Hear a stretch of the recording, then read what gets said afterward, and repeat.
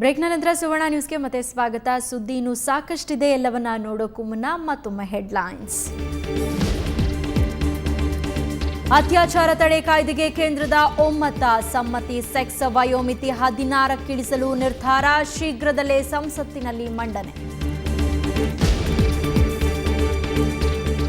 ವಿಧಾನಸಭೆ ಚುನಾವಣೆಗೆ ಯಡಿಯೂರಪ್ಪ ತಯಾರಿ, ಬೆಂಗಳೂರಿನಲ್ಲಿ ಕೆಜೆಪಿ ಸಮಾವೇಶ ಭರ್ಜರಿ, ಬಿಎಸ್ವೈ ರತ್ತ ಹೊರಡುತ್ತಾ ರೇಣುಕಾಚಾರ್ಯ ಸವಾರಿ. ಅಕ್ರಮವಾಗಿ ಗಳಿಸಿದ್ರು ಕೋಟಿ ಕೋಟಿ, ಭ್ರಷ್ಟರಿಗೆ ಲೋಕಾಯುಕ್ತ ಪೊಲೀಸ್ ಬೀಳಿಸಿದ್ರು ಚಾಟಿ, ಬೆಳ್ಳಂಬೆಳಗ್ಗೆ 4 ದಾಳಿಯ ಶಾಕ್.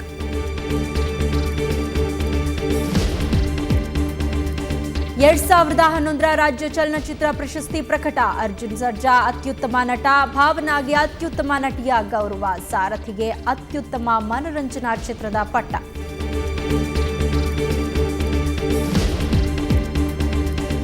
ಸಿನಿ ಪ್ರಿಯರಿಗೆ ನಾಳೆ ಊಲಾಲ ಊಲಾಲ, ತೆರೆಗೆ ಬರಲಿದ್ದಾನೆ ಸೂಪರ್ ಟೋಪಿವಾಲಾ, ಜೊತೆಗೆ ಬರ್ತಿದ್ದಾನೆ ನೋಡಿ ಯಾರಿವನು.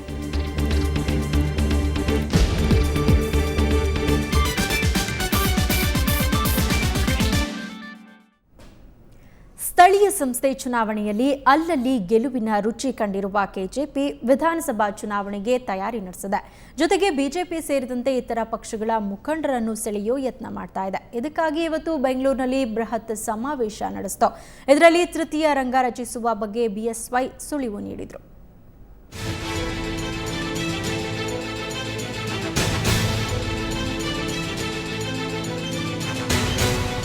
ಸ್ಥಳೀಯ ಸಂಸ್ಥೆ ಚುನಾವಣೆ ಮುಗಿಯಿತು. ಈಗ ವಿಧಾನಸಭಾ ಚುನಾವಣೆಗೆ ಸಿದ್ಧತೆ ಮಾಡಿಕೊಳ್ಳುವ ಸಮಯ. ಹೀಗಾಗಿ ಕೆಜೆಪಿ ಪಕ್ಷ ಚುನಾವಣೆಗೆ ಸಿದ್ಧತೆ ಆರಂಭಿಸಿದೆ.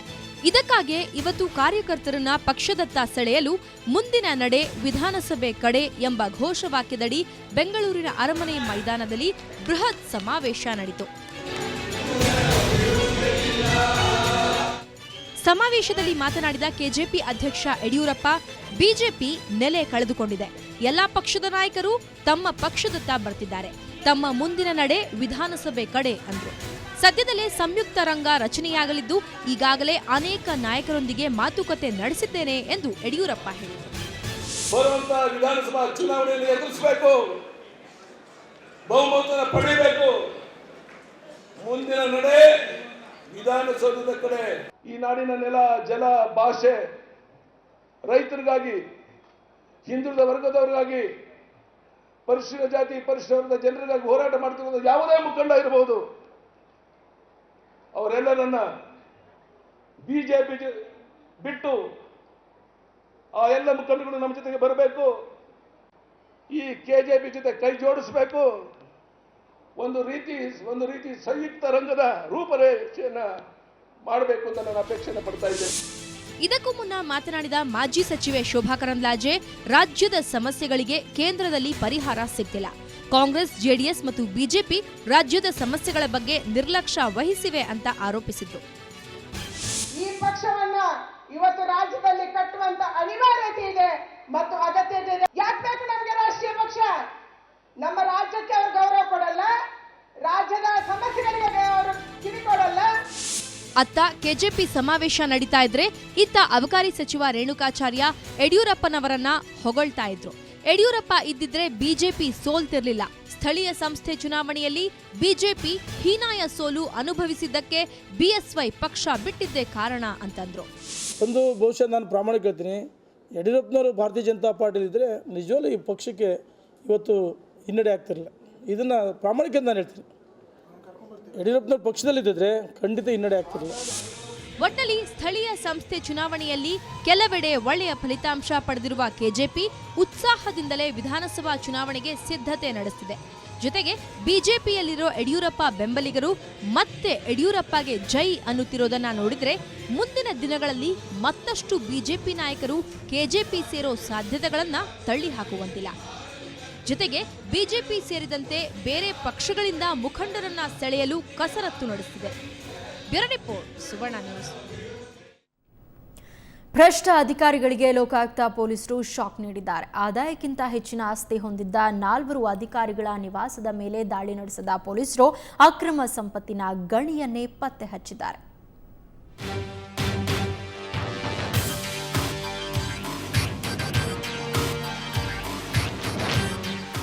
ನಿನ್ನೆಯಷ್ಟೇ ಐಎಎಸ್ ಅಧಿಕಾರಿ ಎಂಕೆ ಅಯ್ಯಪ್ಪ ಸೇರಿ 4 ಬಂಧಿಸಿ ಸಂಚಲನ ಸೃಷ್ಟಿಸಿದ್ದ ಲೋಕಾಯುಕ್ತ ಪೊಲೀಸರು ಇಂದು ಬೆಳ್ಳಂಬೆಳಗ್ಗೆ ಅಕ್ರಮ ಆಸ್ತಿ ಗಳಿಕೆ ಆರೋಪ ಹೊತ್ತ 4 ಅಧಿಕಾರಿಗಳಿಗೆ ಚಾಟಿ ಬೀಸಿದ್ರು.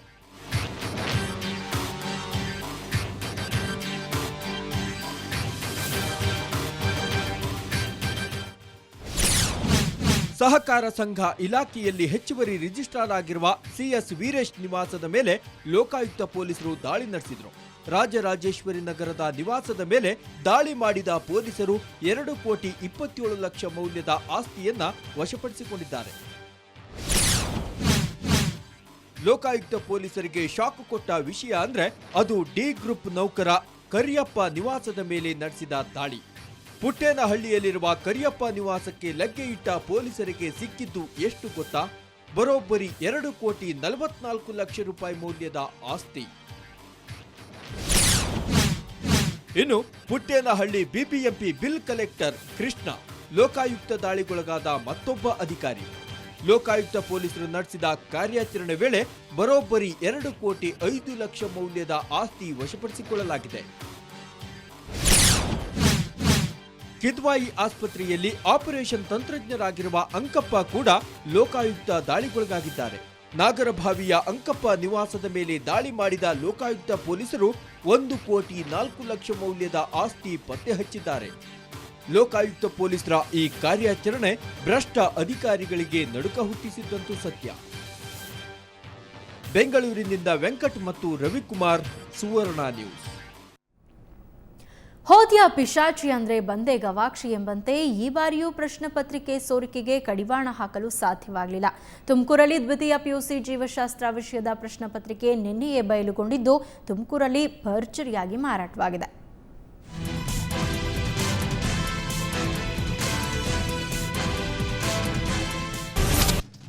ದ್ವಿತೀಯ ಪಿಯುಸಿ ಪ್ರಶ್ನೆ ಪತ್ರಿಕೆ ಮತ್ತೆ ಸೋರಿಕೆ. ಪರೀಕ್ಷೆಗೂ ಮುನ್ನವೇ ಜೀವಶಾಸ್ತ್ರ ಪತ್ರಿಕೆ ಬಯಲು. ಹೌದು, ಏನಾಗಬಾರದಾಗಿತ್ತೋ ಈಗ ಅದೇ ಆಗಿದೆ. ಈ ಬಾರಿಯೂ ಕೂಡ ದ್ವಿತೀಯ ಪಿಯುಸಿ ಪ್ರಶ್ನೆ ಪತ್ರಿಕೆ ಸೋರಿಕೆಗೆ ಕಡಿವಾಣ ಹಾಕಲು ಸಾಧ್ಯವಾಗಿಲ್ಲ. ಇವತ್ತು ಪಿಯುಸಿಯ ಜೀವಶಾಸ್ತ್ರ ವಿಷಯದ ಪರೀಕ್ಷೆ ನಡೆಯಿತು. ಆದರೆ ಈ ವಿಷಯದ ಪ್ರಶ್ನೆ ಪತ್ರಿಕೆ ನಿನ್ನೆಯೇ ತುಮಕೂರಲ್ಲಿ ಭರ್ಜರಿಯಾಗಿ ಮಾರಾಟವಾಗಿದೆ.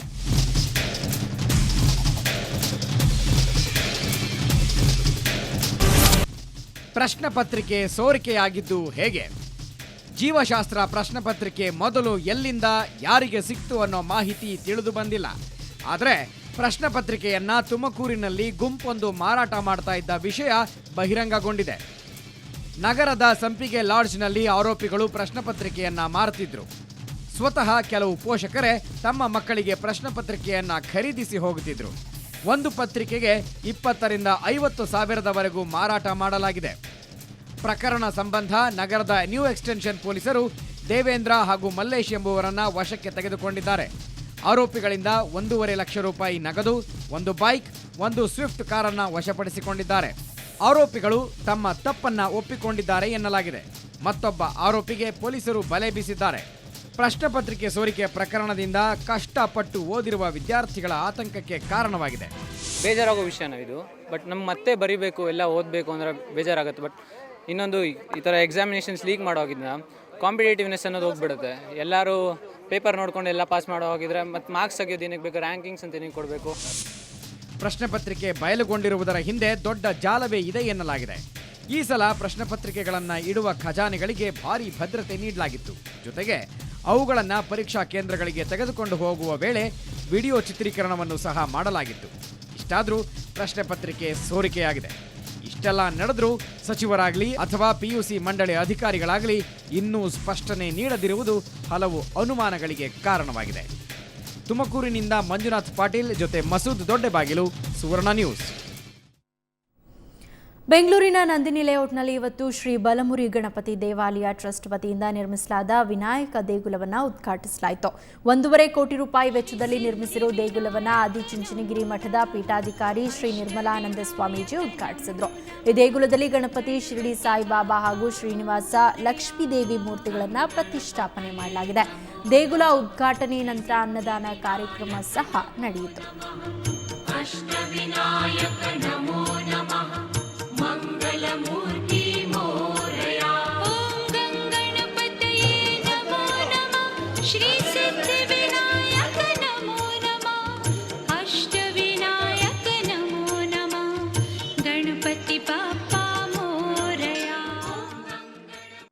ಭಗವಂತನ ಪ್ರೇರಣೆ ಮತ್ತು ಭಕ್ತಾದಿಗಳ ಆಶಯದ ಮೇರೆಗೆ ಈ ಒಂದು ನಿವೇಶನದಲ್ಲಿ ನಂದಿನಿ ಬಡಾವಣೆಯ ಎಲ್ಲ ಭಕ್ತಾದಿಗಳ ಸಹಕಾರದೊಂದಿಗೆ, ನಾಗರಿಕರ ಸಹಕಾರದೊಂದಿಗೆ ಈ ಭವ್ಯ ದೇವಸ್ಥಾನವನ್ನು ನಿರ್ಮಾಣ ಮಾಡಬೇಕು ಅಂತ ಹೇಳಿ ಸಂಕಲ್ಪವನ್ನು ನಮ್ಮೆಲ್ಲ ಧರ್ಮದರ್ಶಿಗಳು ಮಾಡಿದರು. ಆ ಸಂಕಲ್ಪಕ್ಕೆ ಎಲ್ಲ ಭಕ್ತಾದಿಗಳು ಸಹಕರಿಸಿದ್ರಿಂದ ಈ ರೀತಿಯ ಒಂದು ಭವ್ಯ ದೇವಸ್ಥಾನದ ನಿರ್ಮಾಣದ ಕಾರ್ಯ ಯಶಸ್ವಿಯಾಗಿದೆ. ಈ ಕಾರ್ಯದಲ್ಲಿ ಭಾಗವಹಿಸಿದಂಥ ಎಲ್ಲ ಭಕ್ತಾದಿಗಳನ್ನು ನಾವು ಸ್ಮರಿಸಲಿಕ್ಕೆ ನಾವು ಇಷ್ಟಪಡ್ತೇವೆ. ಚಿಕ್ಕ ಮಕ್ಕಳಲ್ಲಿ ಧಾರ್ಮಿಕ ಶ್ರದ್ಧೆಯನ್ನು ಮೂಡಿಸಿದ್ದೇ ಆದರೆ ನಾವನ್ನ ಸಮಾಜವನ್ನು, ಧಾರ್ಮಿಕ ಸಮಾಜವನ್ನು, ಸುಶಿಕ್ಷಿತವಾಗಿರ್ತಕ್ಕಂಥ ಸಮಾಜದ ನಿರ್ಮಾಣ ಕಾರ್ಯಕ್ಕೆ ಈ ದೇವಸ್ಥಾನಗಳ ನಿರ್ಮಾಣದ ಕಾರ್ಯ ಮತ್ತು ಇಲ್ಲಿ ಸ್ಥಾಪನೆಗೊಂಡಿರ್ತಕ್ಕಂಥ ದೇವರುಗಳ ಆಶೀರ್ವಾದ ಒಟ್ಟು ಸಮಾಜದ ಮೇಲೆ ಇರುತ್ತೆಂಬ ನಮ್ಮ ಭಾವನೆ ಇದೆ. ಇವತ್ತು ವಿಜ್ಞಾನ ಸಾಕಷ್ಟು ಎತ್ತರಕ್ಕೆ ಬೆಳೆದಿದೆ. ಅದರ ಜೊತೆಯಲ್ಲಿಯೇ ಧರ್ಮದ ಒಂದು ಬೇರು ಕೂಡ ಆಳವಾಗಿದ್ದದ್ದೇ ಆದರೆ ಎರಡರ ಸಮನ್ವಯದಿಂದ ಕೂಡಿರ್ತಕ್ಕಂಥ ಸಮಾಜ ಸೌಶಲ್ಯವಾಗಿರ್ತದೆ. ಈಗ ಒಂದು ಬ್ರೇಕ್ನ ನಂತರ ಸುವರ್ಣ ನ್ಯೂಸ್ ಮತ್ತೆ ಮುಂದುವರಿಯುತ್ತೆ.